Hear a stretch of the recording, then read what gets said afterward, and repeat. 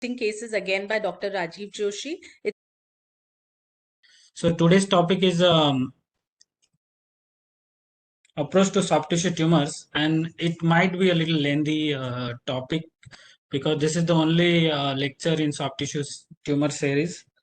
So how do we approach it?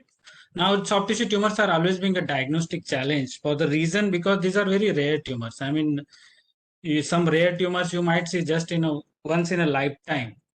And what you have to remember that these are only less than 1% of the total cancers. I am talking about malignant soft tissue tumors. But benign mesenchymal tumors are more frequent than the malignant tumors. It can occur at any age or any location. Not just you think of only soft tissues in extremities or in axial areas, but it can also occur in like in visceral organs. There are more than hundreds of subtypes or types and subtypes have been described, and there is a lot of morphological overlap. That's why it is a diagnostic challenge. And what is more challenging is that making the diagnosis on the biopsy, because you have to understand whatever the diagnostic criteria which we read in books, which are always on something which has been resected. On a complete tumor, you see those criteria, but when you are trying to extrapolate the same in a small biopsy material, it can be very challenging. And then there are variations in interpretation of the pathologic features by different pathologists. And rarity and heterogeneity of these affects the accurate diagnosis.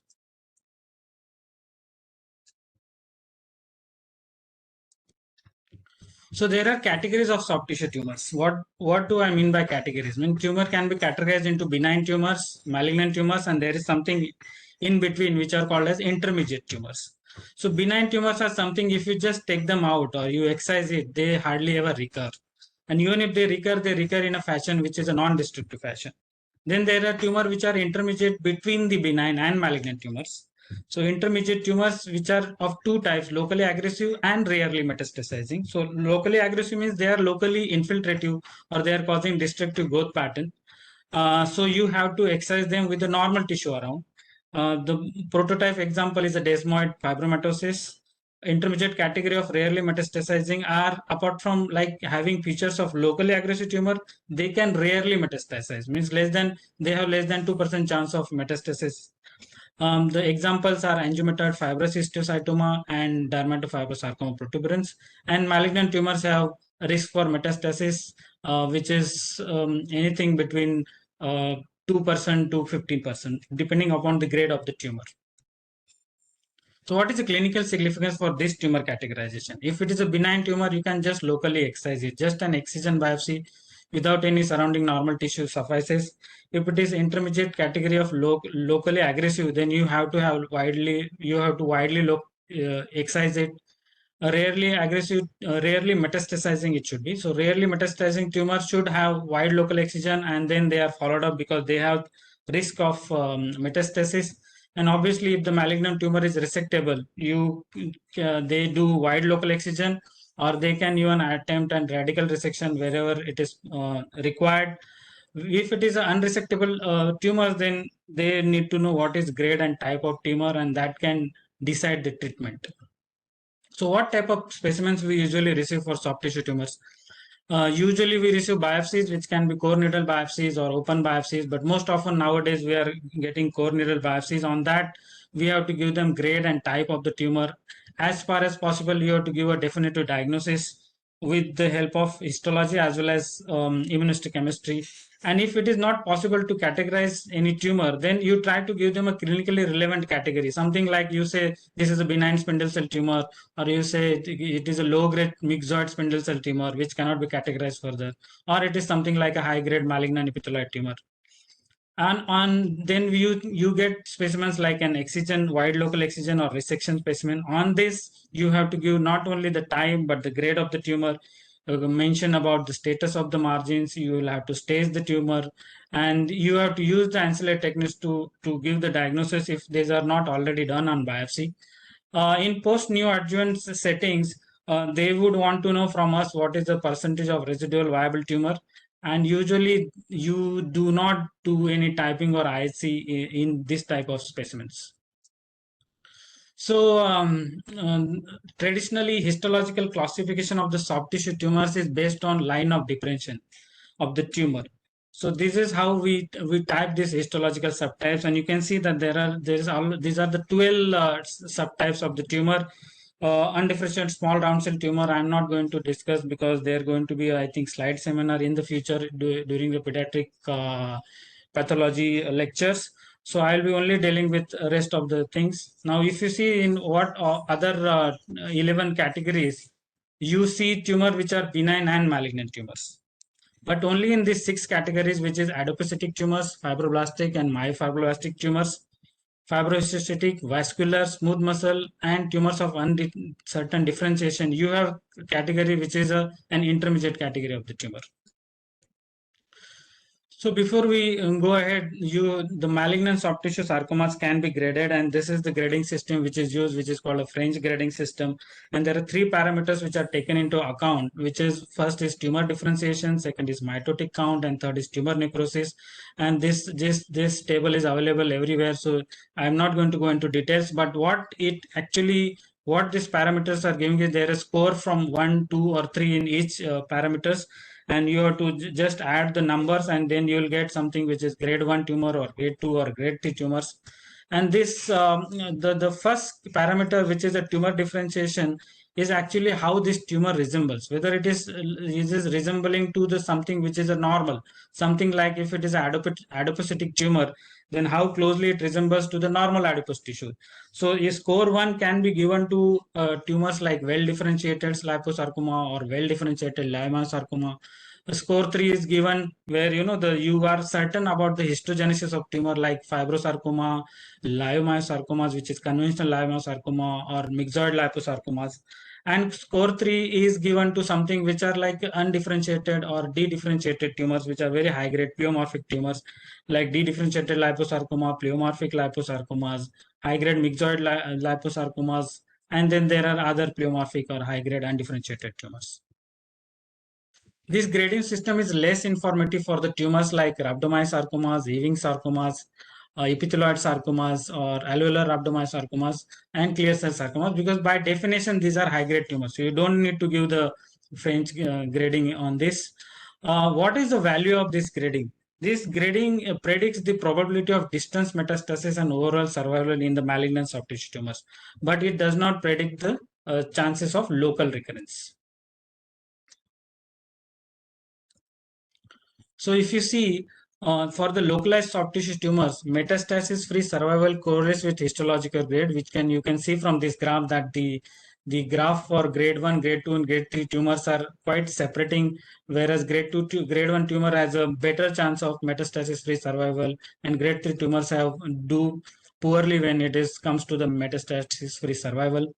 What you have to remember is that histologic grading should not be done after the neoadjuvant therapy is given, and histological grading is not a substitute for histological diagnosis. So as far as possible, always try and come to a particular diagnosis. Now, how do we approach this diagnosis to soft tissue tumors? First, you have to have clinical information. What is the age of the patient? What is the location of patient? And try to get radiological information like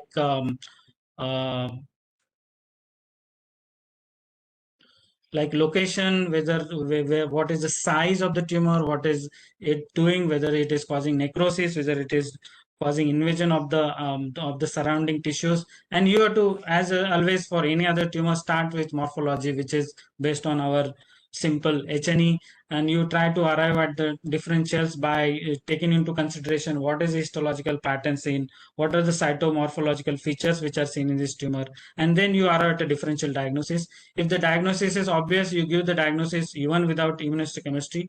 But whenever required, you might use immunohistochemistry to narrow down your differentials and come to a particular diagnosis. And sometimes in the labs which are high throughput lab, you might have a molecular diagnostics, so you can even take into consideration molecular or genetic alteration for making the diagnosis. And as usual for any other diagnosis, this is a multidisciplinary approach wherein you take into account clinical, radiological, what is the inputs, and then with the pathological features you arrive at a diagnosis.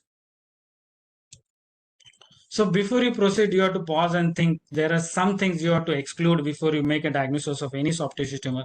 The first instance is reactive lesions. I mean, there can be reactive lesions which mimic tumors. Like let's say it is something which is occurring at the post-operative site. It is something which is occurring at the trauma site. So you have to rule out reactive lesions. You, whenever possible, you have to rule out sarcomatoid carcinomas in an appropriate setting. Let's say it is something mucosa-based lesion or the lesion which is in the visceral organs.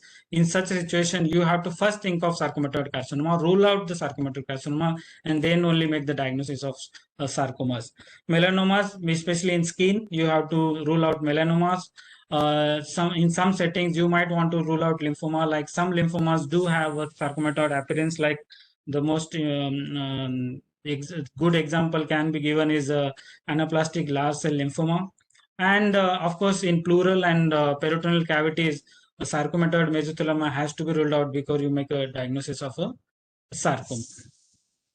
Now, by age locations, by age, there are certain tumors which only occur in typical age group, and this is not the entire list. I'm just going to enumerate very few tumors. Like in less than 3 year old patient, you usually get what is called as fibrous hematoma of infancy, inclusion body fibromatosis, infantile fibrosarcoma, lipoblastoma, and myofibromas. In children which are less than 12 years, 20 years of age, you usually see rhabdomyosarcomas, Ewing sarcoma, external rhabdoid tumors, Gardner fibroma, giant cell fibroma. And this is not the complete list, but I'm just giving few examples. And when the patient is old, more than 50-year-old, these are the tumors which are commonly you get, which are like atypical fibroxanthoma, elastofibroma, myxofibrosarcoma, pleomorphic liposarcoma, pleomorphic rhabdomyosarcoma, and undifferentiated pleomorphic sarcoma. So there are some sites which are common for soft tissue sarcomas. Most common site for soft tissue sarcoma is thigh, buttock, and groin regions. Almost half of them occur at this site, followed by they occur in a torso, which is, and then followed by upper extremity and retroperitoneum and head and neck regions.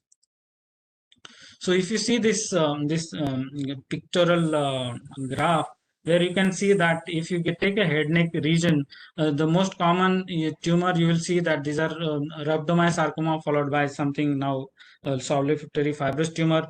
In upper extremity, you will see not only synovial sarcoma, liposarcoma, but you will have more common is undifferentiated pleomorphic sarcoma. In visceral organs, you start to see more of a including like abdominal organs, you will see more of a leiomyosarcoma and gist followed by angiosarcomas.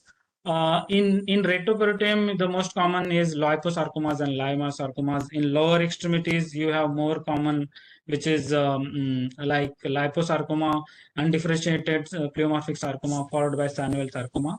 And so, if you know this like which location has more common tumors, then also it is helps you in a differential diagnosis. Now, how do we do morphological evaluation of these tumors? There are two things. One is you look at a histological feature, and other is what are the cytological features.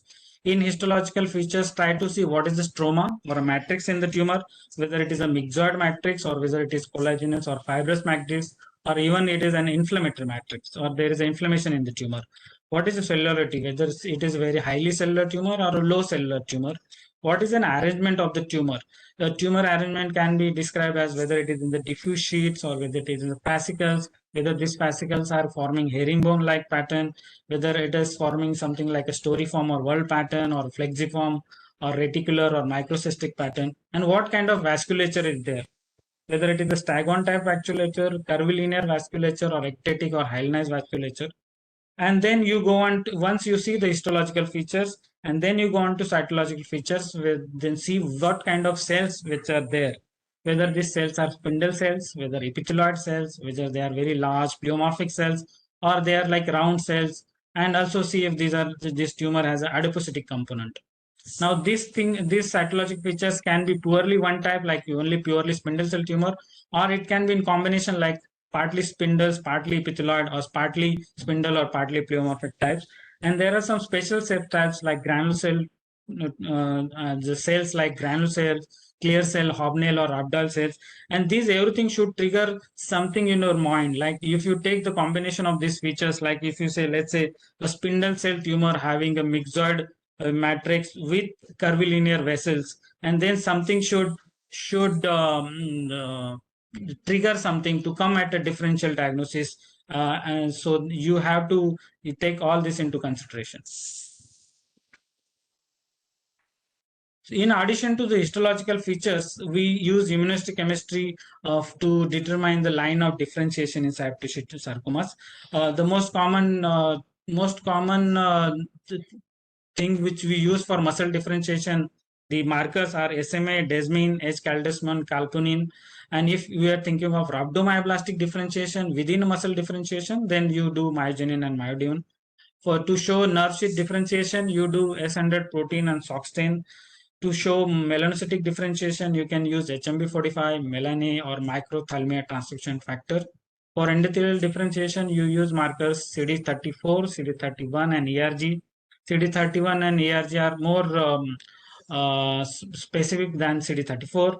If you have to show fibrohistologic differentiation, you can do CD68, CD163, or factor 8. And epithelial differentiation can be shown by pan-CK and epithelial membrane antigen. And then once you have the first line immunostain which are used, you can use then second line immunostains like MUC4 in case of low grade fibromyxoid sarcoma or sclerosing epithelioid fibrosarcoma, or you can show loss of S3K27Me3 in MPNST. What you have to remember is there are now the immunostains which you can use as a surrogate to identify specific molecular alterations. If I had to give few examples, then I can say that nuclear staining for STAT6 will tell you that this is a solitary fibrous tumor, because solitary fibrous tumor have a peculiar rearrangement which is between NAB2 and STAT6. So if you do this immunohistochemistry, you can actually say that this tumor has this kind of translocation or rearrangement, and it is a solitary fibrous tumor. The loss of INI1 in epithelioid sarcoma, again, it is like alteration which is biallelic loss of INI1 which occurs in epithelioid sarcoma. A nuclear expression of CAMTA1 is seen in epithelioid hemangioadenotheliomas. MDM2 amplification can be proven by doing just MDM2 immunohistochemistry in well-differentiated and dedifferentiated liposarcoma.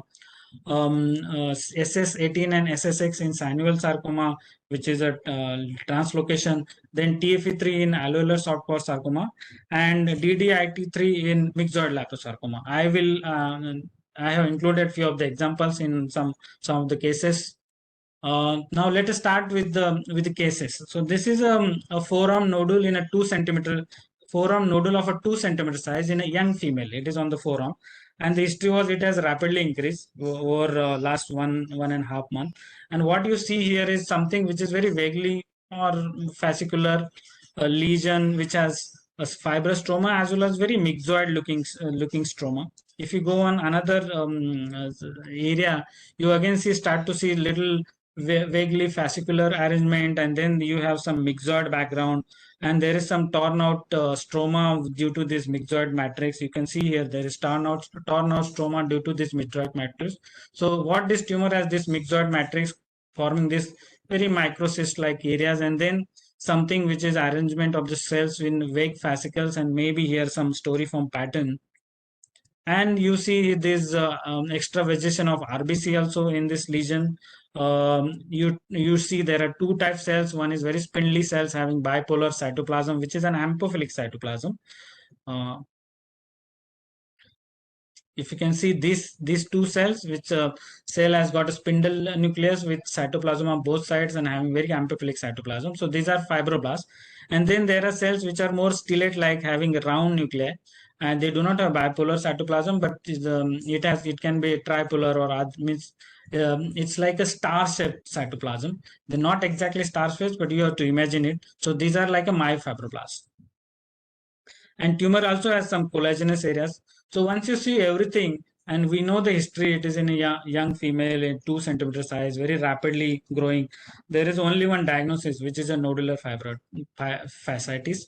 And this used to be called a reactive lesion, or non-neoplastic lesion, but now it has been categorized as a neoplastic, fibroblastic neoplasm. Some people believe it is a transient neoplasia because most often it is a self-limited and regressive lesion. It can regress on its own. The essential criteria described at that, what do you see to make the diagnosis, that you have to see bland, typical cellular and fibroblastic, myofibroblastic proliferation with tissue culture like growth pattern. You should have variably myxoid stroma with microcystic changes, and also should have extravasatory RBCs. Other thing, nowadays they have described USP6 rearrangement in this in these lesions. That's why they are calling it now lineoplastic. This is another example wherein you see this another lesion. You see again similar kind of morphology, whereas you see myxoid background and very haphazardly arranged this fibroblastic and myofibroblastic cells, and there is some inflammatory cells also in between. So you are tempted to say that this could still be a nodular fasciitis, but the clinical context here is completely different. You see on this one side there is a fibrinous exudate and inflammatory cells here, which is an exudate in a cavity. Actually this cavity was an inguinal hernial sac, and in that there was some reaction which has happened, like the inflammation had happened, and this is a reactive fibroblastic and myofibrotic production. So you don't jump to the conclusion that this is a tumor. You have to see the clinical setting and then appropriately come to the conclusion. Now look, this is a case, this is a right forearm mass in a 34-year-old male. What you can see is it's actually a nicely, this is a normal skin here on both sides. And then there is a nice nodule over and above the skin, which is forming. And you can, even on this very scanner image, you can see it looks quite blue here. And tumor appears to have been infiltrating into the subcutaneous adipose tissue. If you go on high power, the overlying epidermis is quite atrophic, and the tumor is little here, looks quite circumscribed, but overall even on the low power one can make out it looks quite monotonous tumor. And once you move on in another like area, you see that this tumor is infiltrating into the subcutaneous adipose tissue in something which can be described as a honeycomb like pattern of infiltration. And on high power you see that the tumor is very monotonous. It is a spindle cell tumor. It is forming this what you call a storiform pattern or cartwheel like pattern, wherein the spokes of the wheels are actually radiating away from this center. This is what we call it as a storiform pattern, and see that it is completely monomorphic, very monotonous appearing tumor. If you move on high power, you might see some mitotic figures, and on high power you tend to see some vessels also in between, but the monotonicity of the tumor cells, it very evident. So what are the things here? It is a tumor which is of superficial location because it is in the dermis and infiltrating subcutaneous tissue. It has very monomorphic spindle cell proliferation, and it has got a storiform pattern. If you take into consideration superficial location, then there can be different differentials which will come into the picture.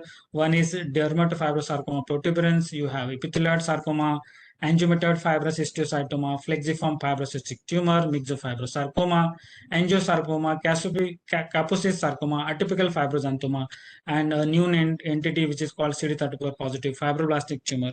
Now, if you combine this with what is seen as a monomorphic spindle cell and storiform pattern, then there are other differentials, which is like benign fibrous histiocytoma, again dermatofibrosarcoma protuberans, follicular dendritic cell sarcoma, hybrid Nauschitt tumor, low-grade fibromyxoid sarcoma, low-grade myofibroblastic sarcoma, nodular fasciitis, and perineuroma. So, if you combine all this, there is just one diagnosis. You can see that in superficial location there was dermatofibrosarcoma, and even when you take consideration monomorphic and storiform pattern, then it is dermatofibrosarcoma protuberans. So you can see that this is indeed a dermatosarcoma protuberans because you see this nice, strong, diffuse CD34 positivity in this tumor. So it is an intermediate category of tumor which is a locally aggressive. The criteria which are given, which are essential for diagnosis, is one is a storiform architecture, another is a uniform spindle cell morphology, and it should be diffusely infiltrative into the subcutaneous tissue with which is like a honeycomb pattern of infiltration and should express CD34. Now this CD34 can be lost when you have something called as fibrosarcomatous differentiation in dermatofibrosarcoma protuberans. So that is considered more more aggressive than this, and they come into intermediate category of rarely metastasizing tumor. What is desirable that you can also show that there is a gene fusion between COL1, A1, and PDGF in these tumors, and rarely the partner can be PDGFD. So what you have to understand that the tumor which show all these gene fusions have very monotonous appearance. It means because it is just a single molecular event, that's why it shows very nice monomorphic morphology. Whereas the tumor which has got more pleomorphic morphology, they have very complex karyotypes in their genes. So this is the very long list of fibroblastic and myofibrotic tumor. These are the benign tumors. And then there are this intermediate category also, there is a long list. And in malignant tumor, there are these tumors. I'm not going to enumerate everything here, but there is one very new category here, superficial CD34 positive fibroblastic tumor is added recently in this category in current 2020 WHO classification. Now, when you see DFFC, there is a very important differential there, which is a cellular dermatofibroma. Now, how to differentiate between two? In cellular dermatofibroma, what you see is that epidermis usually show you hyperplasia, wherein in dermatofibrobruticans there is no epidermal changes. So you in the dermatofibroma you have something called as lateral collagen entrapment, wherein in DFFC you see diffuse infiltration of dermis. I will take an example. I'll show you an example of cellular dermatofibroma, which is also called benign fibrous histiocytoma. This is an example of lesion in dorsum of the right hand in a 22-year-old male. If you see here, this lesion is here in the dermis. The skin here is little ulcerated on this side. If you go on a high power, what you see is that skin is forming this kind of a collar here, and this tumor is there in the dermis. If you go in another area, you see that the tumor is slightly just impinging on the subcutaneous adipose tissue without causing this honeycomb pattern of infiltration which you saw in the last tumor, which is the DFSP. If you go elsewhere also, again you see this tumor, which here now looks like it is not that blue which it looked like in dermatofibroprotuberance, but it has got different cell morphology and just impinging onto the subcutaneous adipose tissue. Same thing here, it is just entrapping this collagen. This is called as collagen entrapment at the front. This is also what is called as collagen entrapment by dermatofibroma or benign fibrous histiocytoma.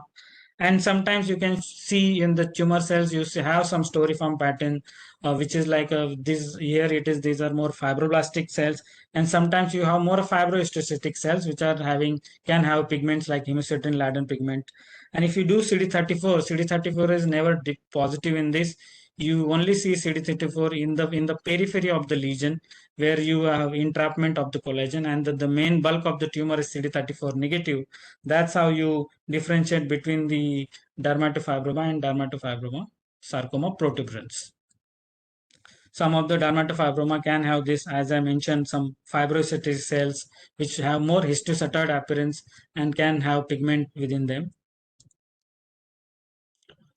Now let us move on to another category of tumor. This is a right thigh mass in a 49-year-old male.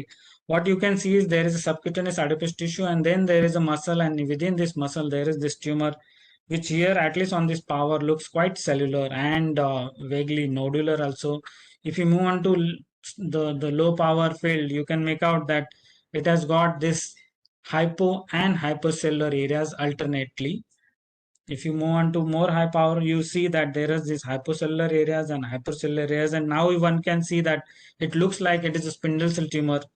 And you see that in very cellular areas, you see these fascicles, which are forming something like what we call is a herringbone pattern. This is how the fascicles, which are crisscrossing each other, and this is what we say herringbone pattern. It looks quite cellular. Although it looks quite monomorphic, but there is atypia and there are mitotic activity in this. And if you see what are the salient features of this particular tumor is that it looks like it is highly cellular spindle cell tumor, and it is a deeply located. The pattern is like it has alternate hyper and hypocellular areas, and it also is showing herringbone fascicles. Now, if you take the pattern one, which is hyper and hypocellular areas, it can be seen in these tumors, which is low-grade fibromyxoid low-grade fibromyxoid sarcoma. Sorry for this spelling mistake. Then you can see it in malignant peripheral nerve sheath tumor, MPNST, a schwannoma. You can see it in solitary fibrous tumor, and sometimes even in synovial sarcoma. And where do you see herringbone-like fascicles? You see them in adult type fibrosarcoma. You can see in fibrosarcomatous DFSP. You can see it in MPNST. You can see it in spindle cell rhabdomyosarcoma and as well as synovial sarcoma. So if you go on to prove which one of it is, then this tumor also showed something. You'll if you have to prove what it is, you will have to do the immunohistochemistry obviously.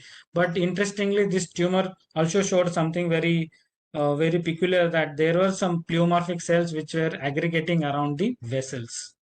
You see these are vessels, and there are this more pleomorphic looking large bizarre nuclei which are seen around the vessels.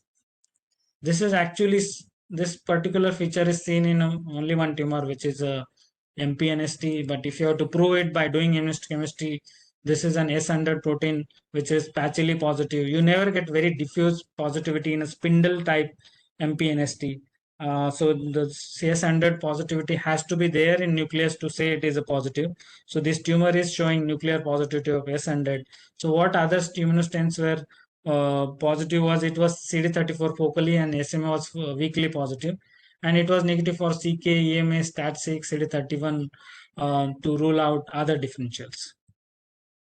And what it showed was this loss of S3K27ME3, which is very specific way if you have to prove that it is an MPNST. And this tumor did show the loss. This nuclear staining which is seen here is in actually in the vessels, and maybe some bystanding some inflammatory cells, but the tumor cells are negative. So, what are the essential criteria to make the diagnosis of malignant peripheral nerve sheath tumor? It has to be arising from a nerve or pre-existing nerve sheath tumor like neurofibroma, schwannoma, or perineuroma, and also in the setting of neurofibromatosis type 1. This tumor should have a fascicular spindle cell growth pattern, can show you geographical necrosis, and it should show you limited degree of nuclear pleomorphism. So diagnosis is based on proving that it is showing a Schwann cell differentiation. For that, you can do S100 and SOX10 immunostains. Yeah, as I already mentioned, that these are never as diffuse in spindle cell type. But if it is epithelial type MPNST, you may get diffuse S100 and SOX10 positivity. And also, it should show loss of S3K27ME3. It is not always 100%, but 50 to 60% of the tumors can show you loss of this expression. It can also show you heterologous elements, and once you see any heterologous elements in a high-grade spindle cell sarcoma, one has to think of MPNST, and it is these heterologous elements can be seen in up to 15% of the MPNSTs. Epithelioid MPNSTs does not occur in the setting of NF1, and they show diffuse S100 and SOX10 positives as already mentioned, and they do not show loss of S3K27ME3, but they show, or at least 50% of them show loss of what is called as INI1 or SMARCB1 expression. So this S3K S3K27ME3 expression, loss of expression is diagnosed as MPNST. It usually occurs in a sporadic MPNSTs or radiation associated MPNST, and mostly in high-grade tumors.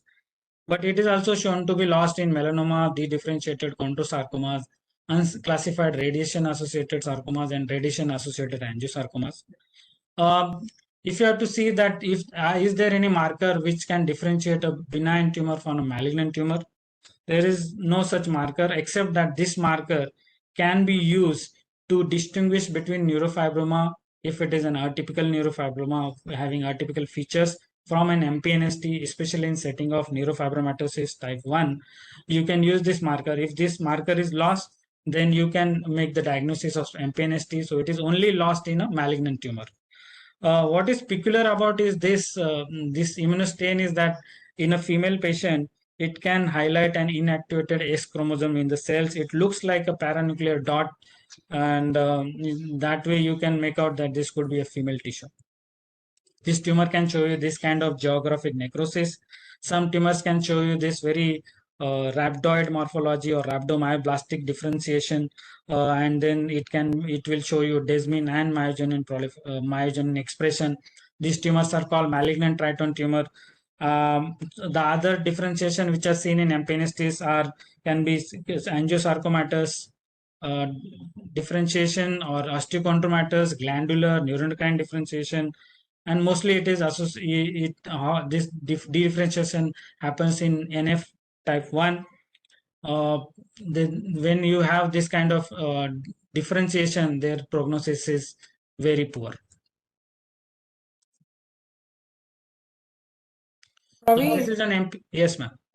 there is a question in the chat box about loss of H3K27Me3 in an otherwise rhabdoid tumor staining for desmin and myogenin. Will you call it an RMS or a triton tumor? I think I will still would like to see the complete tumor and do other immunostains to show if there is any Schwann cell differentiation, like even focal S100 or SOC stain. For rhabdomyosarcoma showing S3K27M3 loss, I am not aware of that. Actually, I will be very honest. I have never done this marker in that setting. So if whatever I have knowledge about this marker, if this marker is lost in this kind of clinical setting or whatever pathologic setting, I would call it triton tumor if the patient is adult and it is in a deep status. Now, if it patient is a child, young child, in that setting, I might have to think of calling it something else like rhabdomyosarcoma. But I'm actually very honest that I'm not aware whether it can be lost in rhabdomyosarcoma. I think your answer was very not only honest, but I think it makes sense. If who would even bother to do an H3K27Me3 in a child when you have a Desmond positive tumor? Yeah. You wouldn't do it. It's only in adults where you can't explain a spindle cell rhabdomyosarcoma or some other embryonal type rhabdomyosarcoma, and you're getting this herringbone pattern and this fascicles, and you do Desmond and it comes positive. You have to do Desmond, no, because of the fact that we do four markers. We do SMA, Desmond, CD34, 34. and S100 Yes, sir. protein. And if you do that and there's Desmond, and then you think, how can it be, one a rhabdomyosarcoma? And then you look for S100 protein SOX10 and do this H3K27. So I would not make a diagnosis of a rhabdomyosarcoma if I found H3K27Me3. So I agree with you. Thank you, ma'am. Okay. So I will move ahead. Yes, please. Yeah. So MPNST can show you glandular differentiation. So there are actually only two tumors which can show you glandular differentiation if you are talking about soft tissue malignant tumors. One is MPNST.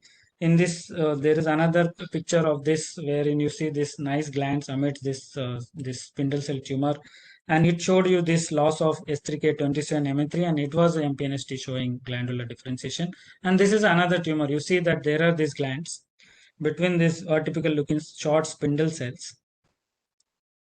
So it is a biphagic synovial sarcoma, and it showed very nice SS18 and SS6 expression, and thus proved that this is a biphagic synovial sarcoma. So this is a list of actually a list of peripheral nerve tumors which are described in WHO fascicles. I'm not going into details of individual category here again, and we are moving on to the another tumors here. Now this is an adult female which is having a tumor in the thigh. On one side you can see a subcutaneous tissue and looks like it might be little deeper, maybe below the subcutaneous tissue, because something here looks like it might be a subfacial tumor. And on this power also it looks like quite rather bluish or myxoid or mycoid tumor. If you move on to high power, now you start to see there are two things. One is very peculiar, these long, slender vessels, which are, you may call them curvilinear vessels.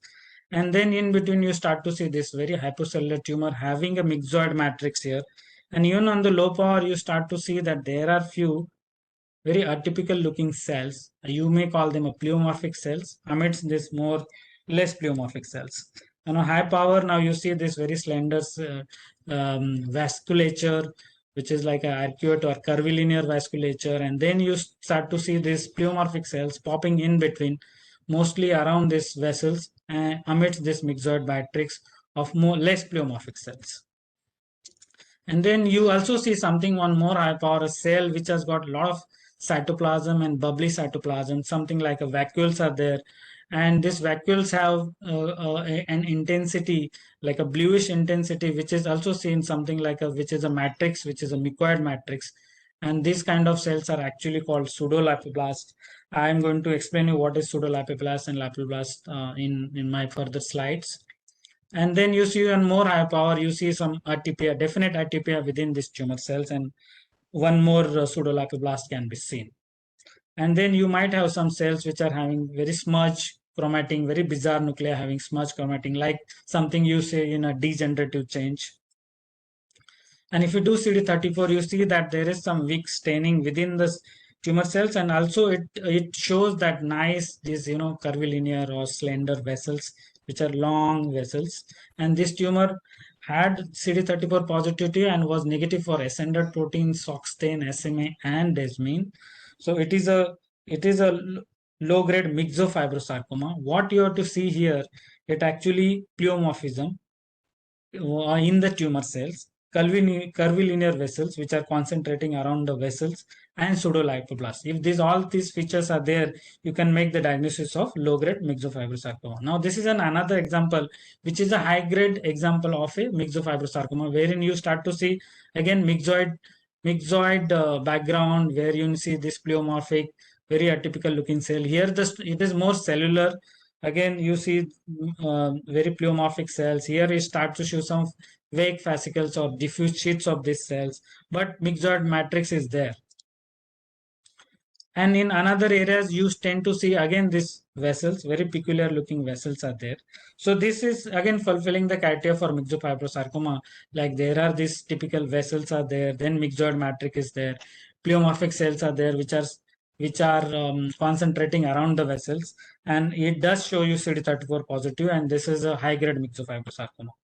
So you have to, whenever you see you make this diagnosis, you have to tell them whether it is high grade or low grade myxofibrosarcoma. So something more about the myxofibrosarcoma, I have already mentioned that it has this pleomorphic spindle still said pseudolapiblast, and it can progress to undifferentiated pleomorphic sarcoma. Also, you have very peculiar curvilinear vessels. These are usually infiltrative tumors, but they can look very circumscribed on gross. These low-grade tumors usually show minimal cellular atypia. 30% of the tumor can have myxoid component, and very less or less than 20% will have a solid component.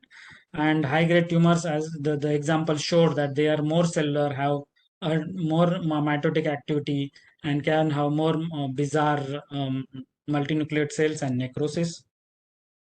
Now move on to, since we are now, this is talking about something, the tumors which have got a myxoid background. This is another example of a soft tissue tumors which has a myxoid matrix. This is a tumor in an adult male, which is a tumor seen in the abdominal cavity. And what strikes you even at this power is these are like alternate areas of hypocellular myxoid, and there are areas which are fibrous areas or collagenous areas. So alternate area of myxoid, fibrous, myxoid, and fibrous. And there is you can see that there is an abrupt transition between these two areas, these two areas. And this is very peculiar about this tumor. If you see in the fibrous areas, you tend to see that the cells are, this looks like these are spindle cell which are arranged haphazardly, or maybe little vague storyform pattern. And then there are these vessels, you start to see some of them are arteriole like, some of them are thin capillary like vessels. This is a myxoid area, and this is a fibrous area. There is a transition you can see on little high power, and then you start to see there are vessels also in between. Cells by and large are, at least on this power, are looking quite low grade. This is an area where a transition is happening between myxoid area and the fibrous cellular area. This is again another area of fibrous area, wherein you can see that still there is very minimal atypia in the tumor. There is no necrosis. And in myxoid areas also you can make out that there is a little nuclear atypia, or they look rather banal. But you see this nice myxoid matrix here. And if you do the CD34 there, it brings out this vasculature very nicely, which is similar to what we saw in myxofibrosarcoma. And even tumor cells might be weakly CD34. So this is a MUC4 actually, 3034 negative. And so in low grade fibromyxoid sarcoma, the most important marker you have to do is a MUC4. If a MUC4 is positive, your diagnosis is done. Because whatever your differentials are in this category of the tumor, which is a spindle cell having myxoid matrix, low grade, or even sometimes little high grade looking or intermediate grade looking tumor, you do MUC4, and if it is positive, your diagnosis is done. It is a low grade fibromyxoid sarcoma. Now, something about it. It is a malignant tumor which shows, as I already mentioned, alternating collagenous and myxoid areas. It shows you this very whirling or arcade of blood vessels, and it shows you this MUC4 expression. What it shows is actually shows you this two type of gene fusions. One is first CREB B3L2. This is most common type, and the less common type is with the CREB 3L1 partner. And some hybrid tumors have been described, which has a morphology of low-grade fibromyxoid sarcoma as well as sclerosing epithelioid sarcomas. And they show you similar type of gene fusions. Now about MUC4. MUC4 is highly sensitive and specific for this type of tumors, which is low-grade fibromyxoid and sclerosing epithelioid sarcomas.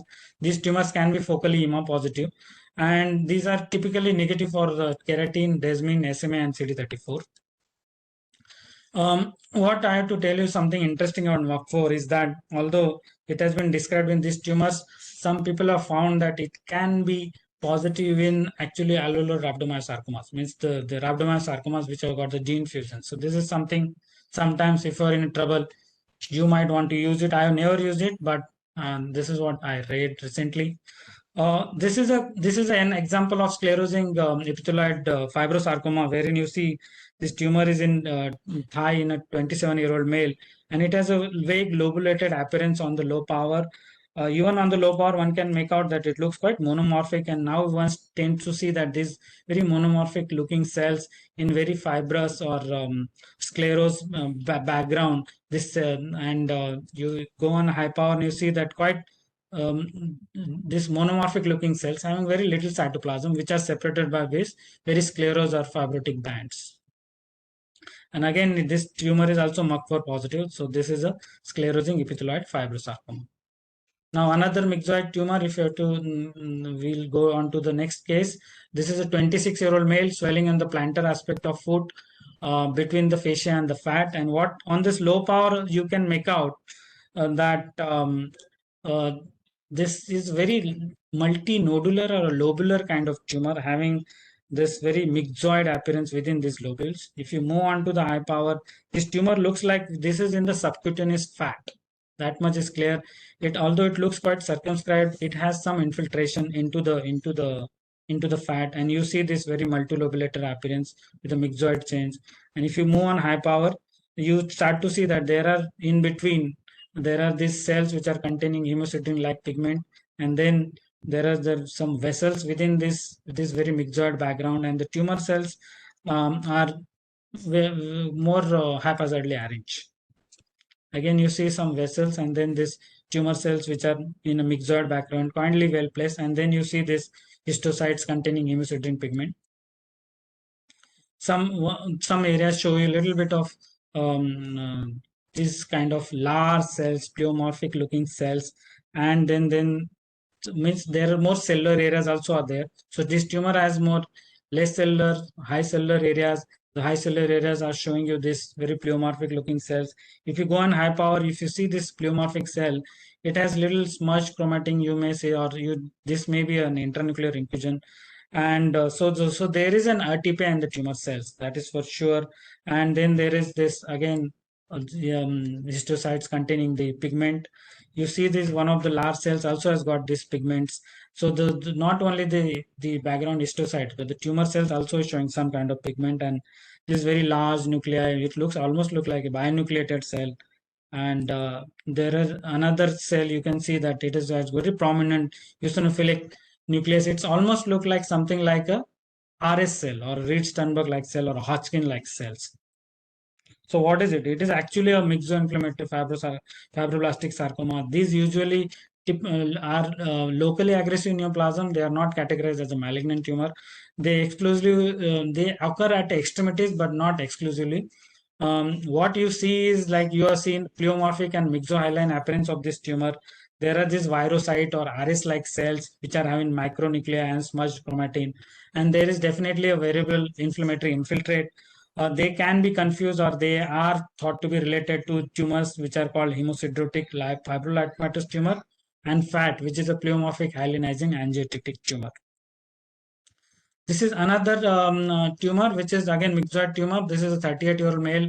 The tumor is in the left gluteal region, and you can make out this tumor is in the muscle. And now what you see is tumor is actually entrapped within the muscle and looks quite on this power also looks extremely myxoid, very frothy looking myxoid matrix is there, and even on this power little higher power you can make out that it is hypocellular, very hypocellular. There are hardly any vessels, there are very few vessels in this, and if you go and move on to high power, it is very hypocellular tumor. These cells are very separated by this very frothy or myxoid matrix. So this is a intramuscular myxoma, and this intramuscular myxoma can be confused with, I mean, the low-grade fibromyxoid sarcoma or myxofibrosarcoma. When you have a biopsy, intramuscular fibrosarcoma usually occur in middle-aged patients, more in females. They are usually seen in buttocks and shoulder. They are intramuscular. They are very hypocellular without any vessels, and they hardly ever show you a tipia. They are benign tumors, and they have been shown to have these genus mutations. I have already mentioned about low-grade fibromyxoid sarcoma and myxofibroma, so I am not going to go into details about this. So myxoid tumors, the list is very big. You have some benign tumors like what I mentioned about intramuscular myxoma. Then you have intermediate category tumors. The example of which we saw is a myxo-inflammatory fibrotic sarcoma, and then we also saw the two examples of the low-grade the malignant tumors, which is low-grade fibromyxoid sarcoma and myxofibrosarcoma. Myothelioid tumors of the soft tissue also can show you myxoid change. Now, if you are dealing with the myxoid tumors, then you have to take into account what is the site, what is the level of the tumor, and then you go on to see architectural, whether there are vessels, what is the cellularity and RTP, and then you come on to make the diagnosis. If the tumor is located in the dermis, then these are the differential like nerve sheath myxoma, digital myxoma, or superficial angiomyxoma. If it is in the subcutaneous side, then myxoid variant of nodular fasciitis, myxofibrosarcoma, or myxo-inflammatory fibroid sarcoma are the differentials. If it is into the muscle, then intramuscular myxoma, low-grade fibromyxoid sarcoma, myxoid liposarcoma, and deep axomyxoma are the differentials. So you take into everything into account and then make this diagnosis. Now, since we are talking about myxoid tumor, we are moving on to some different categories of the tumor which has got a myxoid matrix. So this is the large 12 centimeter size tumor in posterior compartment of thigh in an adult, which is he is a 42-year-old male. And what you see is like this tumor looks like deep in location because there is subcutaneous tissue, and I think this is a skeletal muscle. So this is within the muscle. It is a deep tumor, and what you see, what catches your eye here is that the cells look quite monomorphic. They are quite well placed, and then there are these thin walled vessels or capillary like vessels are there within this tumor. And you go on to more high power, you see that the tumor is having these round to oval cells which are relatively monomorphic, and then in between you have this very capillary size vessels which are almost forming something which is called as a flexiform type of vasculature. And then on little high power you try to see that the cells still look quite monomorphic. There is a lot of myxoid stroma in between, and then vessels become more prominent. You also on more high power you start to see cells which are having vacuoles within them, so they start to look like there could be like a univoculated lipoblasts like cells. I can give you this is a better example on a better high power view. This is something which is univoculated cell which is like a univoculated lipoblast like cells. This is another example, of this kind of cells. So this is tumor. If you see the CD34, it shows you nice this plexiform type or very thin capillary-like vasculature. And if you do the immunohistochemistry, yes, and it may be positive or may not be positive in or very focally positive. But this one marker is, or the two markers are very category, very specific for this tumor is SOX11 or DDIT3, both show a nuclear expression, and this is actually a myxoid liposarcoma.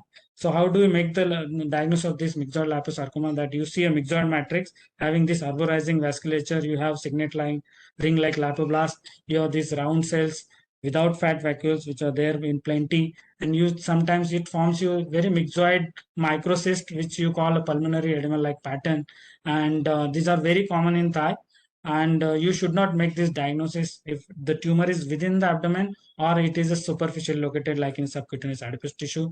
SOX11 is a good marker. If it comes positive, you can make that diagnosis. Nowadays you have a DDIT3 also a marker which is specific for this tumor, and they show you this gene fusion which is first DDIT3 or EWS-SR1 DDIT3.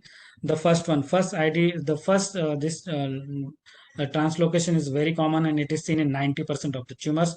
This is another example of myxoid liposarcoma wherein now you see these very cystic areas.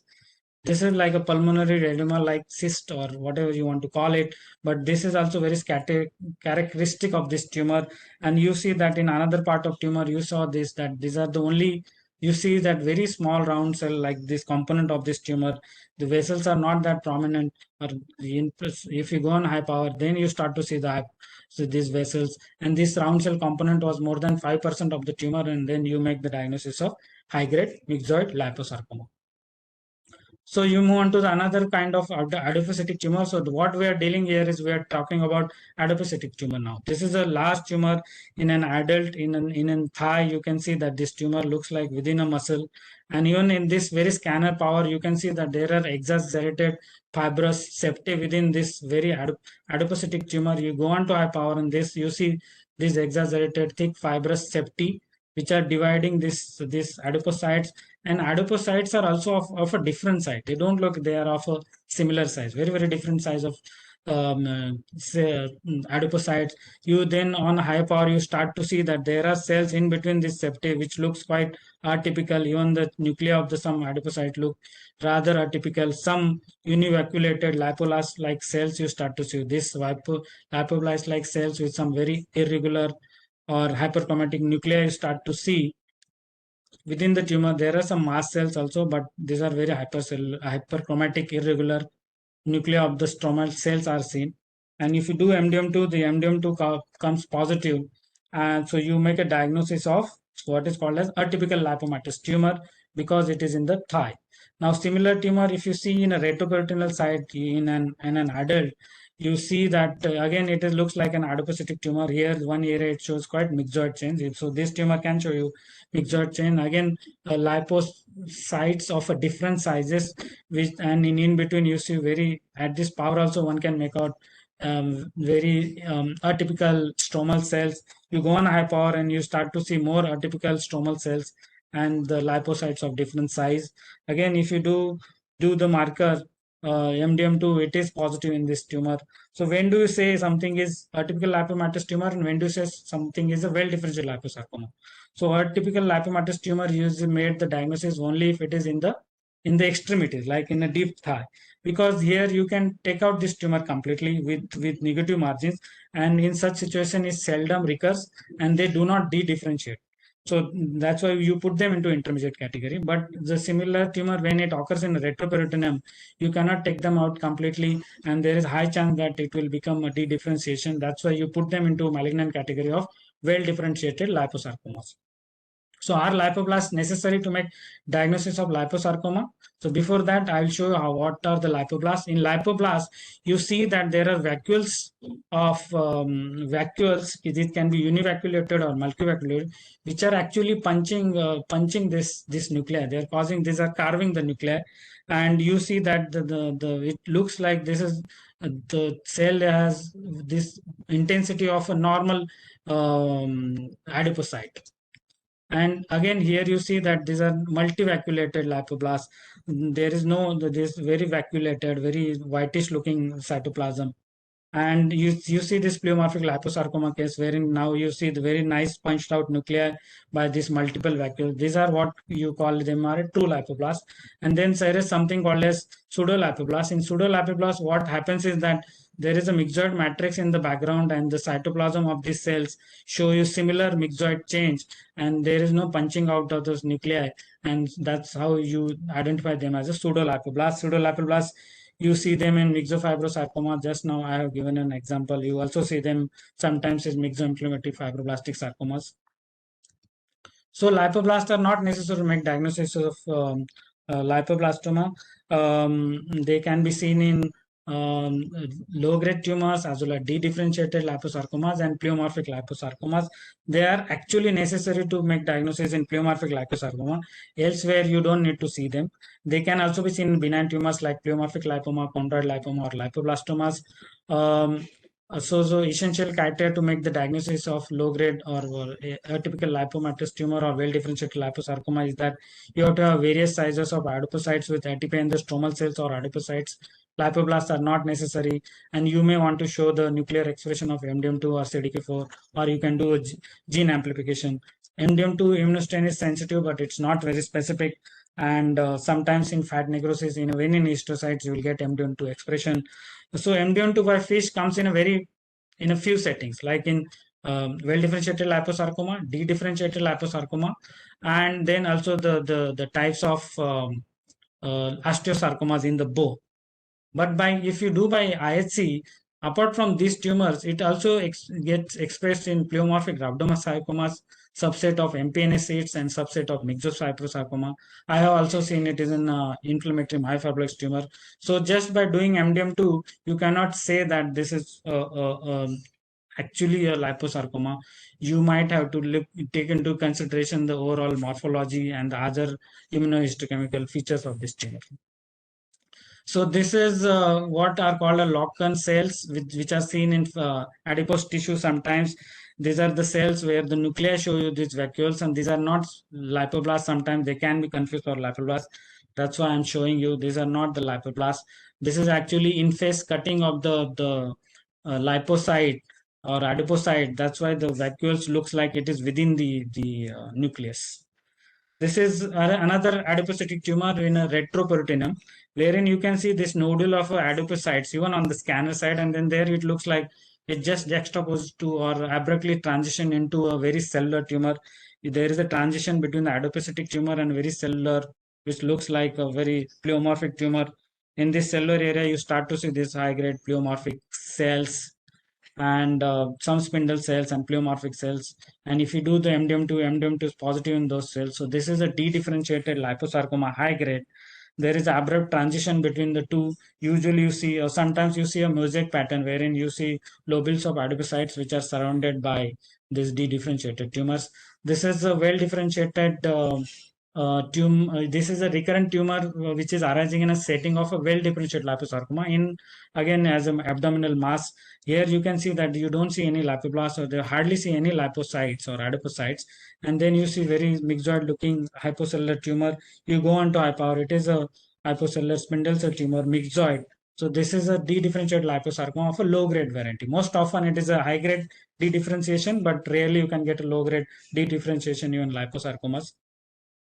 So I will skip this and move on to next type of pleomorphic liposarcoma. We have a few questions here. Yeah, please. Yes. So, sir, do you use P16 in diagnosis of well-differentiated liposarcomas? No. So these days I just use MDM2 because whatever I've seen that if you do all these three together, when you have differential of let's say dedifferentiated liposarcoma with any other tumor, I have seen MDM2 doesn't come, but CDK4 or P16 will come here and there, or even sometimes diffusely. So it just makes your life difficult. So I usually tend to do just MDM2. If MDM2 comes positive and I still have a doubt, then I might go ahead and do CDK4 or P16. Okay, so that's similar. So MDM2 is often focal. What do you do in cases of core biopsies sometimes? Okay, so in core biopsies, if you don't give MDM2, then I would say you'll have to categorize it something like I said, something which is more clinically relevant category, saying that this tumor which has got adipocytes and it could be well differentiated liposarcoma or atypical lipomatous tumor, but MDM2 is negative. So you'll have to give a rather descriptive report. It can be difficult, but if you see typical, those are means typical features like atypical stromal cells or atypical lipocytes which are of varying sizes. I think you can make that diagnosis without needing MDM2. So I don't give much weightage to MDM2 only. You have to see histology first. First, you have to be sure on histology, then only interpret MDM2, because MDM2, as I mentioned, that it can come in so many conditions or some other tumors also. And we don't know which other tumors also. I mean, recently I heard that it can also come in solitary fibrous tumor. I mean, so, so it can make your life difficult if you just Okay. rely on MDM2 negativity or positivity. Okay. And how do we distinguish Lock-on cells from lipoblasts? You showed the image. So I think uh, so in lipoblasts you have those vacuoles which are actually causing punching out areas of the nucleus surrounding it. They are not within the nucleus, but in Lock-on cells it is within the nucleus actually. This is how it looks. If you see, the vacuole is within the nucleus. Okay. And it will be again in the background, you will see that it looks like a normal adipose tissue, or you look like adipose tissue which has got a fat necrosis. So the setting will be different also. Okay. And are pseudolipoblasts malignant cells?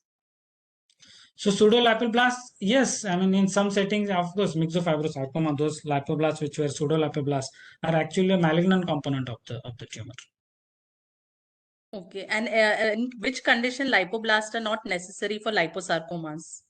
So as I already mentioned, no, atypical lipomatous tumor, or well-differentiated liposarcomas or de-differentiated liposarcomas, you don't need to see the lipoblasts. Even in myxoid liposarcomas, you may not see lipoblast to make the diagnosis. The only tumor which I was describing is this pleomorphic liposarcoma, wherein diagnosis completely hinges on looking for this pleomorphic lipoblast.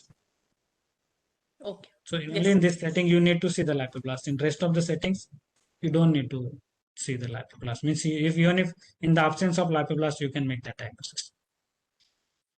Okay, sir, another question. So, how do we distinguish pseudolipoblast from lipoblast? If you can just repeat. Okay, so I'll have to go back. So lipoblast is quite, I think, clear.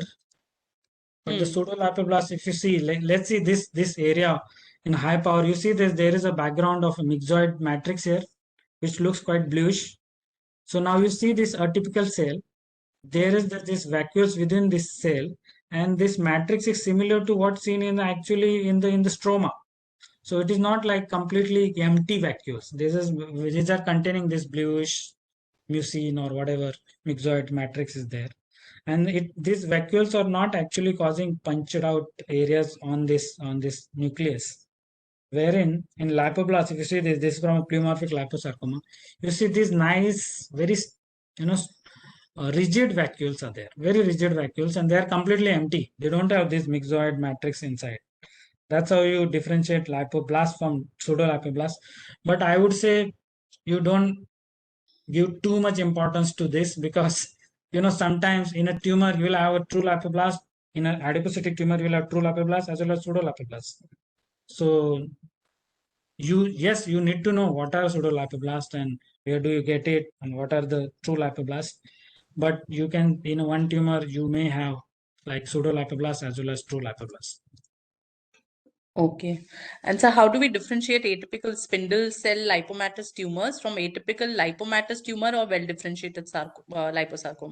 I was means see, this is a new category which is there now in 2020, and it is a the nomenclature is so difficult, wherein there is a category of atypical lipomatous tumor, which is the intermediate category of tumor, and then you have a benign category of tumor, which is the atypical spindle and pleomorphic lipomatous tumor. The names are so similar but confusing. So atypical spindle and pleomorphic lipomatous tumor are the benign category. Why they are put there in benign category? Although they have spindle and pleomorphic cells and they can show you lipoblast, but they hardly ever de-differentiate. They don't show you MDM2 amplification, and they will show you RB protein loss. So that's why they have been put into that category of benign tumor. Vis-a-vis a typical lipomatous tumor, they are intermediate tumors. They can recur, and well-differentiated liposarcomas are malignant tumor. They not only recur, but they can de-differentiate also. And this tumor will show you MDM2 amplification, and they do not show you loss of RB protein. Thank you, sir. I think students are really happy with the explanations. So there are comments Thank from. you. Thank you. I have quite a few cases. I don't know. I think I'm quite lagging behind. I'll try to make it a little fast. So I have already mentioned about pleomorphic liposarcoma. Now this is a tumor which I was talking about. Like this is a benign tumor of a lipocytic type. This is a subcutaneous. Now see the location. It is a subcutaneous mass in the nape of neck in an adult, and you see that even on the scanner power, it is a quite circumscribed lesion. And if you see that there is adipocytic component as well as something which is less adipocytic or more fibrous or collagenous or hypocellular component, in that area you start to see that there are some atypical cells, some floret like cells, like a flower like cells, and then some atypical stromal cells. But what else is there is you see that these collagen bundles are there. These are called like a ropey collagen bundle. You see on more high power pair, this ropey collagen, irregular thick collagen bundles are there. And then you have these atypical cells, which here it is looks like a floret like cells or a flower like cells. You start to see something like a lipoblast. It is an lipoblast. Here also at 1 o'clock position, you see this lipoblast like cells. So this tumor has atypical stromal cells, some lipoblast, but this very typical ropey collagen, but it is in a subcutaneous tissue. So it is a superficial location. Again, on high power, you see this nice ropey collagen, floret like cells, and these atypical stromal cells.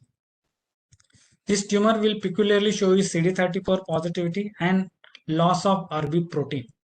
And this is nothing but this is a spindle cell or pleomorphic lipoma. And it is not a liposarcoma or a typical lipomatous tumor because this will not show you MDM2 amplification. It is a superficial location. It is very circumscribed. Once you take it out, it doesn't recur. So that's why it is a benign tumor. And most often these are small tumors less than 5 centimeter size. And peculiarly, they are very rare in females. So this is the classification of adipocytic tumors. Already I have mentioned quite a few of these tumors.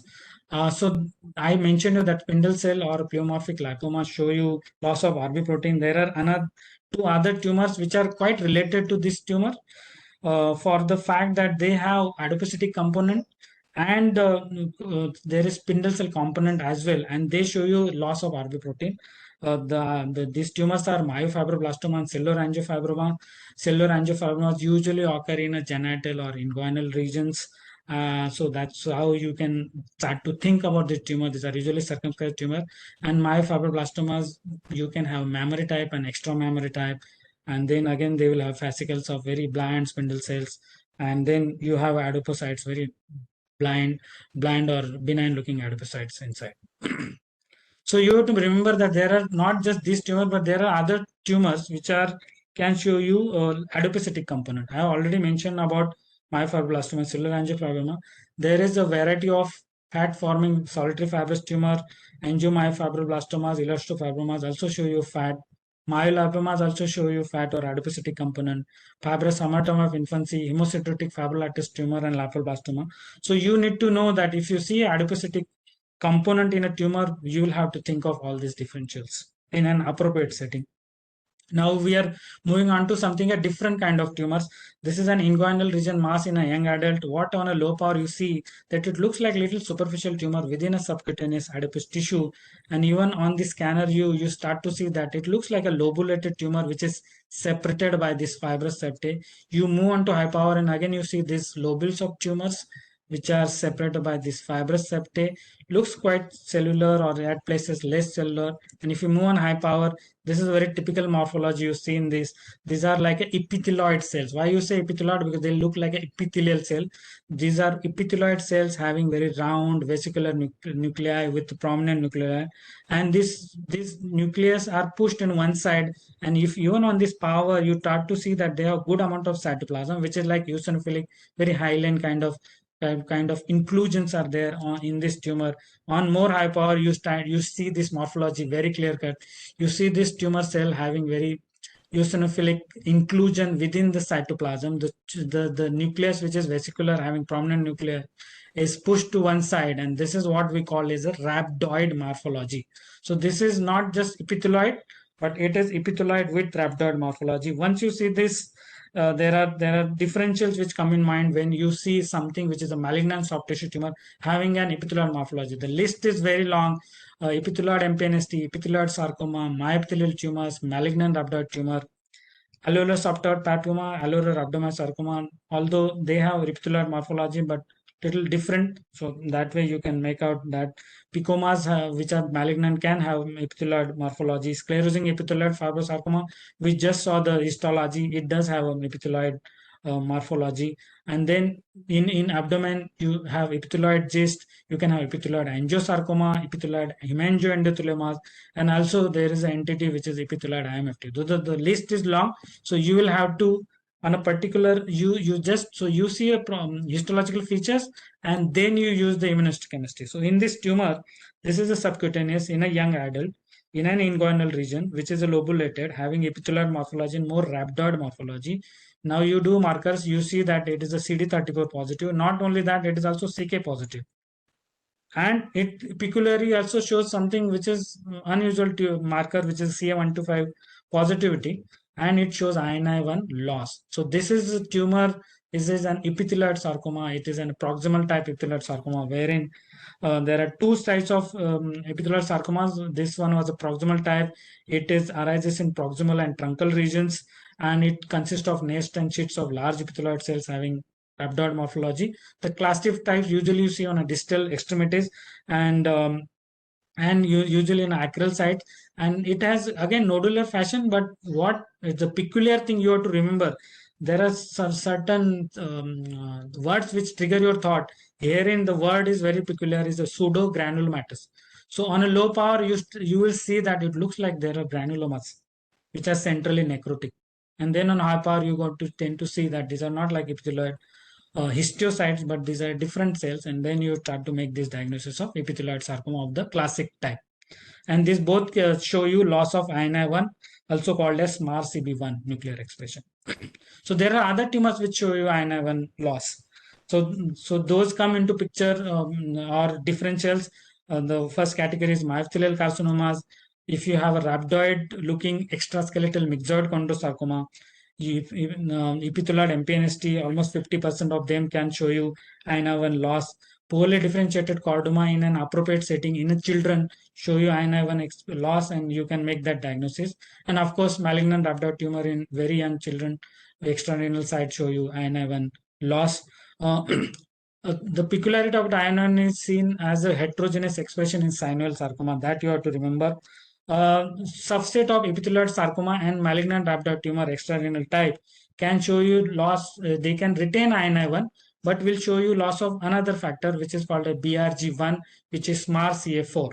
So if you are strongly suspecting these tumors, but INI1 is not lost, then you may want to do the BRG1.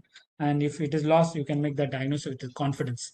Now, since this tumor was expressed in CK, you have to remember there are few tumors which can express CK in soft tissue. I already mentioned epithelioid sarcoma. Another tumor is myopithelial tumor.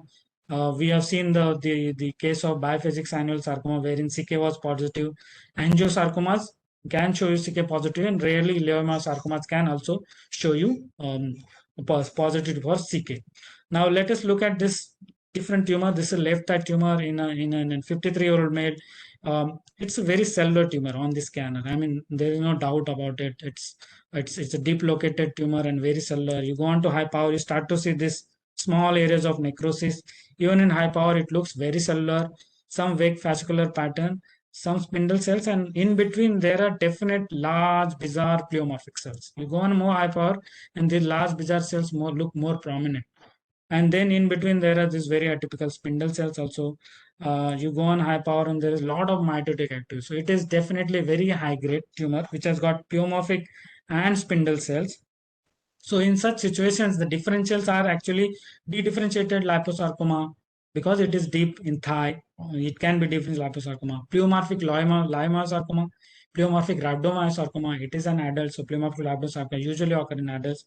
Malignant MPNST can show you sometimes this very peculiar morphology.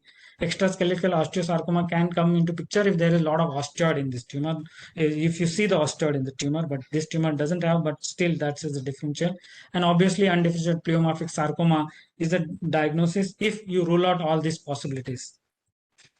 So this particular tumor showed only SMA positivity. It did not show desmin as caldesmon, which rules out pleomorphic leiomyosarcoma.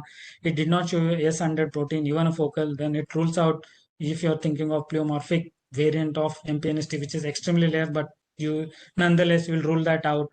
CD34 negativity will rule out like some high grade myxofibrosarcoma and or other fibroblastic tumor which are dedifferentiated, and MDM2 negativity of course rules out dedifferentiated liposarcoma. So this is something which you call is undifferentiated pleomorphic sarcoma. You have to rule out other sarcomas before you make this diagnosis. This is a diagnosis exclusion. In old classification we used to call them malignant fibrous histiocytoma, so they used to be classified under fibrohistiocytic tumor, but now this is classified under uncertain differentiation. In appropriate setting, you will have to rule out sarcomatoid carcinoma and melanoma, which I already mentioned. What you have to remember that the most common soft tissue sarcomas are undifferentiated pleomorphic sarcoma and liposarcomas. Both of these account for almost 35 to 45% of the all malignant sarcomas.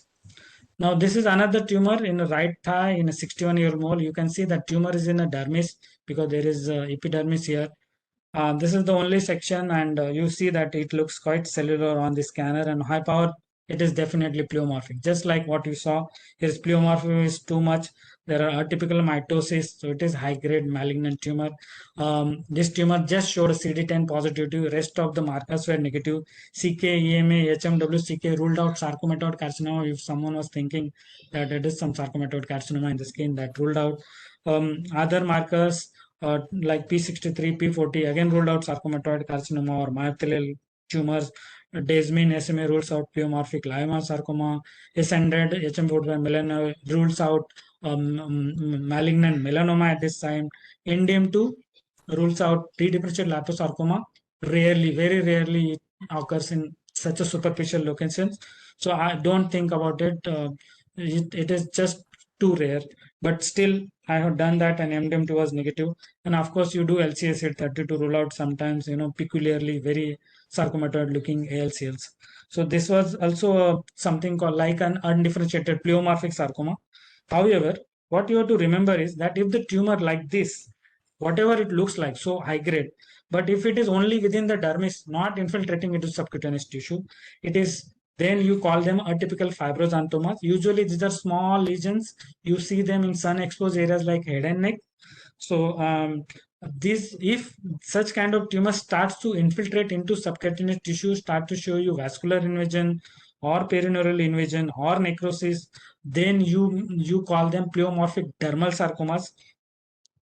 And if these are quite infiltrating, not just subcutaneous tissue, but within the deep tissues also, then the undifferentiated pleomorphic sarcoma is the diagnosis. So as I already tell that this diagnosis of exclusion, you have to rule out other histogenesis, and MFH is not the term which we use now. These are the tumors of uncertain differentiation. The list is long. There are quite a few benign and intermediate category, and there are so many malignant tumors. This is my final slide. So this is how we make the diagnosis approach. If I have to summarize, you see the lesion which has come, and first you have to see whether it is a reactive lesion or a neoplastic lesion. Once you rule out reactive lesion, you go ahead and you say that it's a neoplastic. In an appropriate setting, I already mentioned, you have to rule out carcinomas, melanomas, or lymphomas, or mesotheliomas to say that it is not that category of tumor, and then this is like a mesenchymal tumor.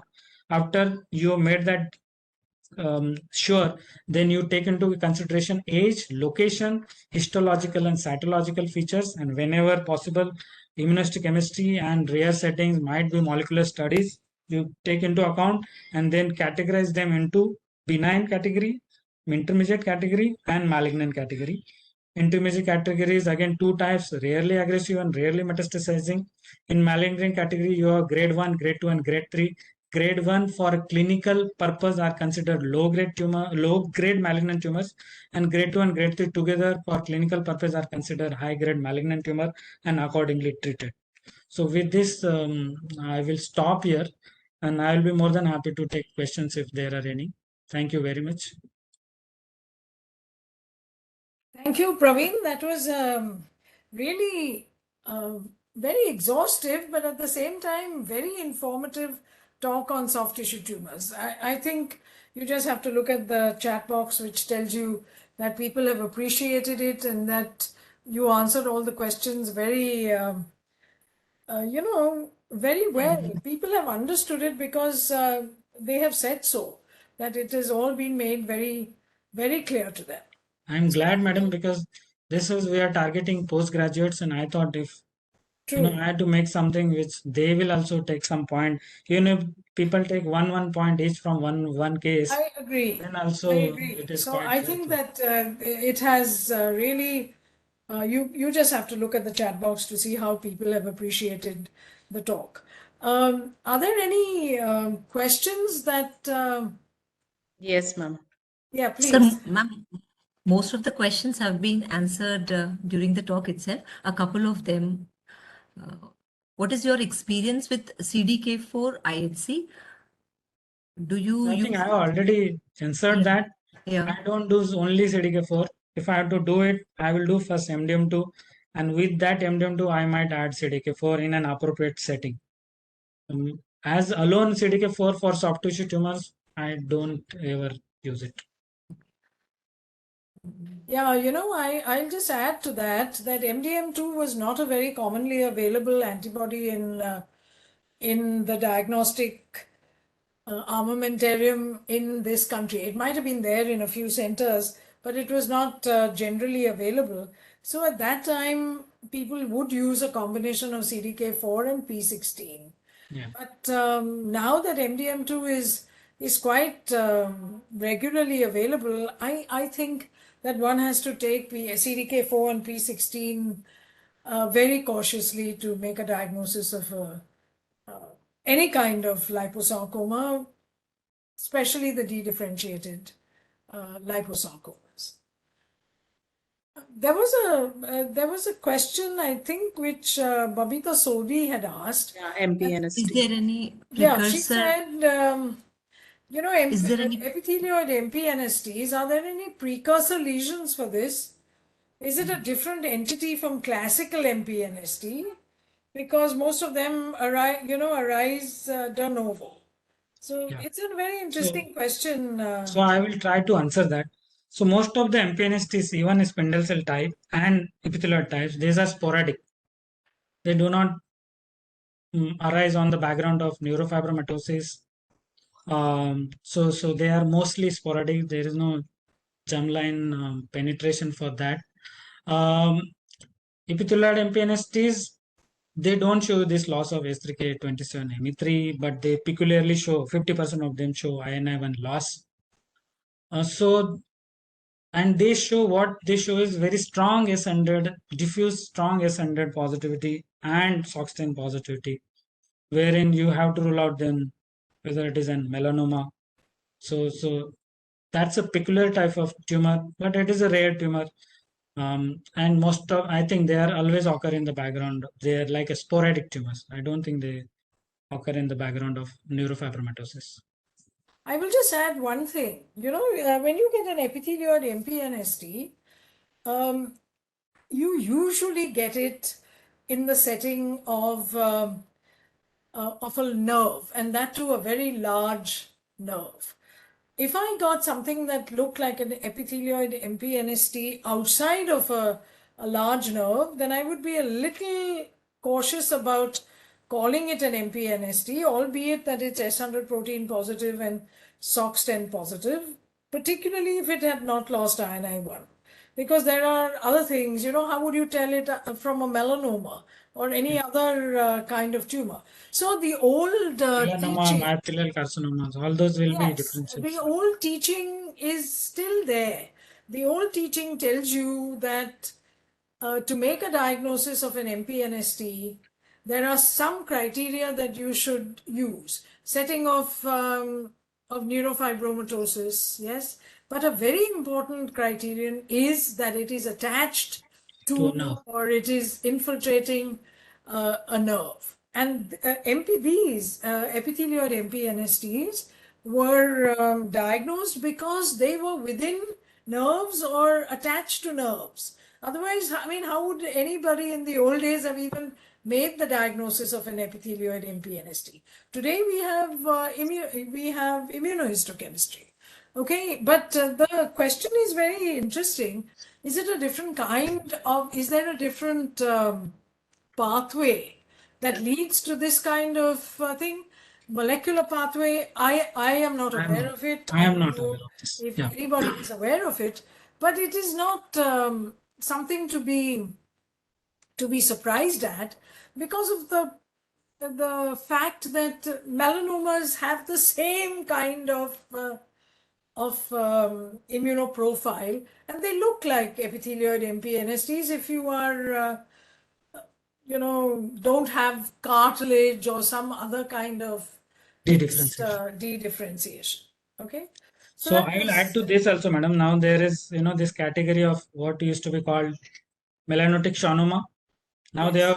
they have relabeled it, put it into from benign to into the malignant one, and now they are called malignant melanotic nerve sheath tumors. Now this is a setting where they always occur with the nerve, usually paravertebral or there in along the vertebral column or sometimes brachial plexus, and they will show you pigment also. Of So course. in that setting, if you know that it is coming from the nerve, you can make that diagnosis very confidently, saying this is melanotic, malignant nerve sheath tumor, and not metastatic malignant melanoma, because the immunohistochemistry and the morphology will be similar to the malignant melanoma also because of the pigment, and the That's true. HME45 and melanine will be positive in these tumors. So you have to, like you said, have to know that it is arising from a nerve, then only you can make the diagnosis. Yeah, that's yeah, we There's don't know one all the answers to everything, but we have names, and those names signify something until the names are changed. Yes. All right. I have just, I don't know if there are any questions that have not been. Yes, there is one here. yes, Will ma'am. you still report something as an epithelioid sarcoma if INI expression is retained or reduced, when otherwise it looks like that, CK, CD34, etc. So if in an appropriate clinical setting and morphology, if it is CK and 34 both positive, in the days when we never had INI1, we used to make that with quite confidence, I suppose. So even if the INI1 is not lost, now we can do BRG1 to say that, if because subset of one can show you BRG loss.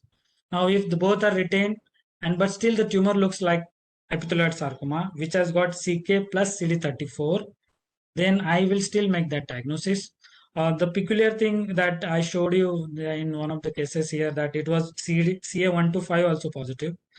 It does come positive. So if it, you add that marker, if it comes positive, again, it adds to your diagnostic value. So Yeah, I think we you're can make right. that diagnosis in an You're appropriate setting. right. And I don't know who the person is, because there's only a There must number be some 2516 275 2503 who's asked this question. But you must understand also that the more proximal an epithelioid sarcoma occurs, the more likely it is to have loss of INI1. If you've got distal epithelioid sarcomas that occur, Yeah. near the wrists or the distal leg or whatever, you may not get INI1 loss. So it's INI1 loss has to be again taken in the context of where this epithelioid looking tumor has occurred.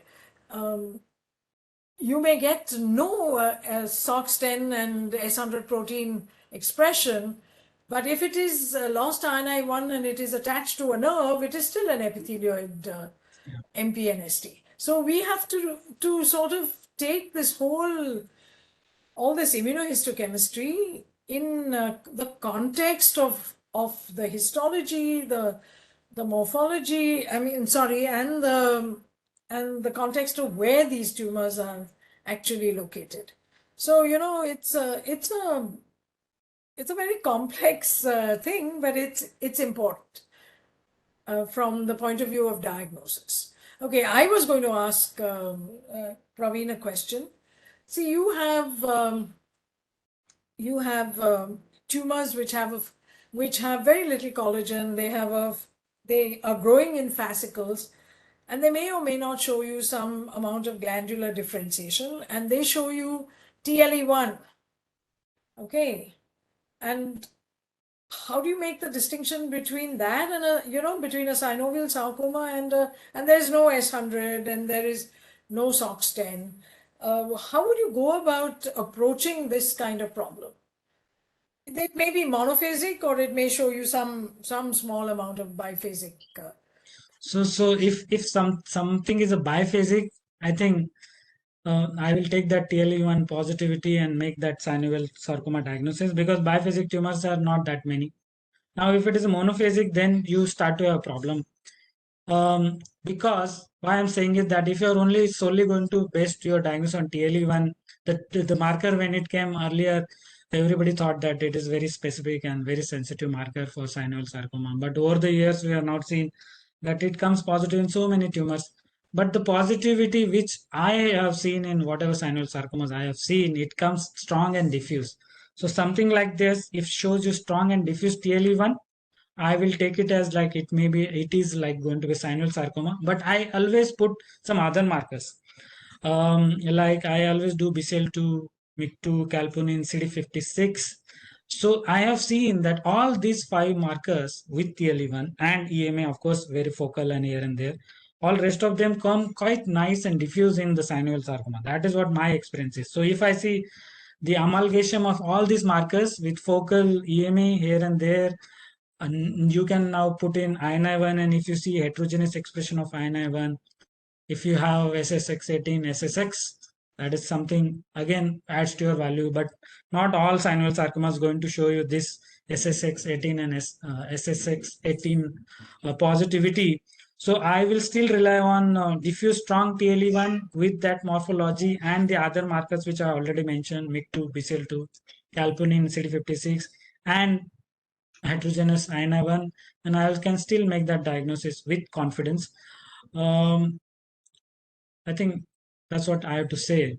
And you may Yes, want to correct me, or that you that want is to, yeah. the right approach to this problem.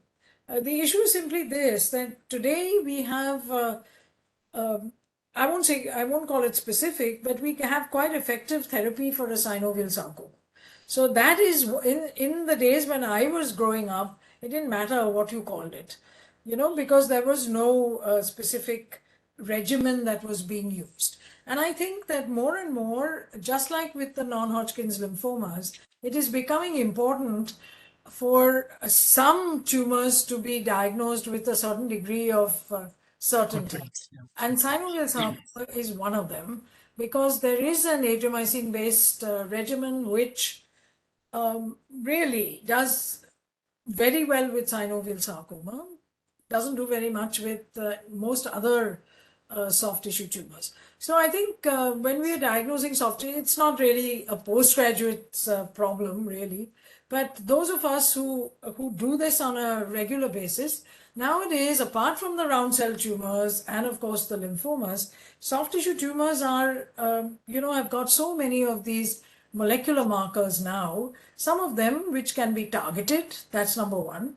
Number two, that even if you don't target a molecular marker, that they have good responses to certain kinds of regimens. And for instance, a myxoid liposarcoma, if you know it's a myxoid liposarcoma, just melts away with radiation therapy. Okay, and then you can add whatever else you. And even though it might be a round cell, higher grade myxoid liposarcoma, it still melts away with radiation therapy. Similarly, a number of the lipomatous tumors do very well with trabectedin. That's why the soft tissue tumor medical oncologists in particular are putting a lot of pressure on people to, I mean, people means pathologists, to try and do, walk that extra mile to make a diagnosis. Once upon a time, I mean, it didn't matter what you did or what you didn't do, and it still doesn't matter. If you've got a high-grade fibrosarcoma, you've got a high-grade leiomyosarcoma, which are the places where chemotherapy, etc., are used. But if you can, try to arrive at a diagnosis, but I am telling you this. This is not something that you should try very hard on a needle core biopsy, because a needle core biopsy doesn't give you, the entire picture, and there may be. So don't I make. totally agree. Yeah, you don't have to go that extra mile on a needle core biopsy, but if you have been given a good chunk, or you have got an excision, and if there is a question of adjuvant chemotherapy or adjuvant radiation therapy, then I think we need to, make that diagnosis. So on needle core, they might want us to go an extra mile only if the tumor is unresectable, or it is already spread and then they want to add something to the treatment. Then only they will ask us to do something more and type it so carefully. Otherwise, as madam said, if you know that they are going to anyways resect it, try to give them clinically relevant classification or a type of the tumor. There's one last question, Praveen, and it says, what exactly is tissue culture like pattern? Come on, So, let's answer that question so first. I will try to answer it. I have not seen the tissue culture honestly, but I will say that when you see the loosely arranged this myofibroblast within a myxoid stroma without any pattern, and that is cause something is like a tissue culture like a pattern. Am I right, Well, madam? all of us may not have seen tissue culture, but just open any textbook and they will show you what a tissue culture looks like. Yeah. So Okay, no, it's, means I'm just yeah. like, if I mean, no, you what may I'm correct saying it is if just it look is. at it and you'll know. It's haphazard. There are no Happens. fascicles, there are no nests, there are no herringbones, nothing. All right, it's just like fibroblasts growing in a most haphazard kind of fashion. All right, and I didn't realize, but there is one more question. Praveen, there is Shrishti is asking, do we need both 34 and 31 positivity to make a diagnosis of angiosarcoma? So as I already mentioned, 34 is not very specific marker, and proportion of angiosarcomas may not be positive. For 34, 60 to 70% of them can be positive, but 31 is more specific, and it will be positive in most of the angiosarcomas. So that's how the difference between the two. If 34 is positive and appropriate histology is there, I would make that diagnosis for angiosarcoma. But with an appropriate histology, in the absence of 34, I would like to do 31 or ERG to prove that it is a vascular formative tumor and or an angiosarcoma to make that diagnosis. Okay, and I would add one thing more, that 31 is not specific Yeah. So for endothelial cells, right? It can be yes, seen in histiocytes. histocytes Never also. So make a again, diagnosis of the angiosarcoma context is very important. Yeah. only on CD31. All right, I think the other questions you have already taken, differentiate myxoid liposarcoma from myxofibrosarcoma, that you showed them the vessels and the lipoblasts and whatever else. Why somebody's asked, why do tumors show patterns like storiform and fascicles and things like that? That's a very Well, my honest answer will question. be I don't know, but the tumors, as I mentioned, which is something which people have found that tumors show you rearrangement or a single molecular hit, they are mostly monomorphic looking tumors. And those which are pleomorphic tumors have more complex karyotypes in their DNA or RNA. So but why do they show such patterns like storiform, fascicular? Honestly, I don't have answer to that, madam.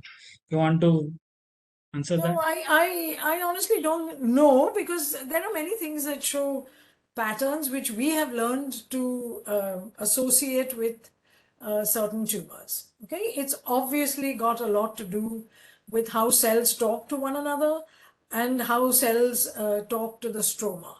Okay, and we don't know the language that all these cells speak. We are slowly finding out things of this language by finding out about adhesion molecules and finding about, what is there in the stroma, because the stroma is so important when cells are aligning themselves, because there are so many proteins in the stroma that talk to, and vice versa, the cells. So it has got something to do with the kind of surface molecules that are being expressed and so on. But if you ask why every tumor which has a storiform pattern, does it have the same kind of surface molecules? I don't think I can answer that question, or I don't think there is an explanation for all of these questions. And then there is Basil Umali, who's asked a question. And Basil says he's thanked you, Praveen, very much for the informative lecture. And he wants to know the difference between SMA and MSA. So I don't use MSA. I don't have MSA. So, but the SMA is smooth muscle acting, and MSA is muscle specific acting. The only setting where I have used it is MSA very rarely by getting it done from other lab is when I am thinking of a smooth muscle tumor wherein only SMA is positive, and that SMA can be positive in so variety of cells or tumors. So, but there's no desmin, and it also fails to show you H. Caldesman. So, smooth muscle usually shows all these three positive: SMA, desmin, and H. Caldesman. Sometimes they don't show desmin, and they will only show SMA and H. Caldesman. Vis-a-vis myofibroblasts don't express H. Caldesman. They can express SMA, but they rarely can express. They express SMA, really can express desmin. Now coming back to the MSA, I have already mentioned in what setting I used. Apart from that, I don't know what difference it makes. The reason, see, smooth muscle actin means that it is an actin that is present in either myofibroblasts or in smooth muscle. Yeah, so it's a So it's an contractile. actin. Yeah. Muscle specific actin, there is actin in skeletal muscle as well, right? And so you have the protein is actin, but it still has there are different actins that are expressed in smooth muscle. Other actins are expressed in smooth muscle and skeletal muscle, and there is an actin that is expressed only in skeletal muscle. Okay, we never use the actin that is only expressed in skeletal muscle, but this muscle specific actin is an actin that you might see expressed in skeletal muscle or in smooth muscle. So that's why it's called muscle specific. So as I understand it, that MSA will not be positive in myofibroblasts, but only in muscles. Absolutely. So that's why it's muscle specific. That's it. Absolutely. Yes. Okay. I hope we've answered all the questions. And There was only one more question, ma'am. Is schwannoma precursor lesion for epithelioid that MPNST? is Babita who's asking it again. I don't know the answer to that question. Schwannomas very, very, very, very seldom actually de-differentiate or progress to becoming peripheral nerve sheath sarcomas. I don't think I've seen it maybe 3 times in my lifetime, and the books say that it's very, very uncommon. Now, whether schwannomas are associated with epithelioid MPNSTs, I don't know. If somebody knows the answer, please let us know. We'd be happy to, at least I would be happy to read a reference or some literature on the subject. Okay? Okay. I think with this, ma'am, we've taken all the questions. Thank So you. again, we would like to Thanks, ma'am. thank Praveen sir and ma'am on behalf of